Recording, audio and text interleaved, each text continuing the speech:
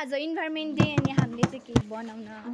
कुन पिठो हाल्नु है पिठो अनि मैले पिठो कचौरामा हालेँ अनि पिठोको चाहिँ ढक्कन लगाएँ त्यसपछि अनि यसलाई पानी हालेँ मिलाएर अनि सानो एउटा डल्लो बनाउन ट्राई गरिरहेको छु अनि अहिले चाहिँ म मजाले मुछिरहेको छु मुछिसकेपछि चाहिँ एउटा राम्रो सेपको डल्लो बनाएँ त्यसलाई मजाले 15-20 मिनटको लागि छोपिदिएँ अनि हामीले चाहिँ अहिले चाहिँ बेलेर नि काटिसक्यौँ हामीलाई चाहिँ एउटा सानो सेपमा चाहिएको छ त्यो सेप चाहिँ हामी पुरै यस्तै गरी नै मसिनो बनाउँछौँ त्यसपछि मसिनो भइसक्यो यो दुधलाई चाहिँ म थोरै पानीमा चाहिँ बाक्लो हुन्छ फेरि अनि मिक्स गरिदिन्छु दुधमा कराईमा त्यसपछि अनि यो भएको सबै धुलोहरू चाहिँ रोटीको सेपहरू बनाएको अघिनको चाहिँ यो अब त्यहाँ म मजाले हालिदिन्छु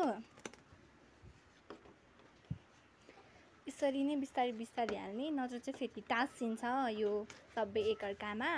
अनि यसलाई चाहिँ अब मजाले पकाउने अनि यो पछि भएको यो धुलोलाई पनि पानी हालेर चाहिँ यसलाई चाहिँ त्यहीँ त्यो अघि नै हालेको हामी दुधमा नि अलि मिठो अनि बाक्लो टाइपको हुन्छ अनि त्यही भएर त्यसमै मिसायो लास्ट रिजल्ट हो यो चाहिँ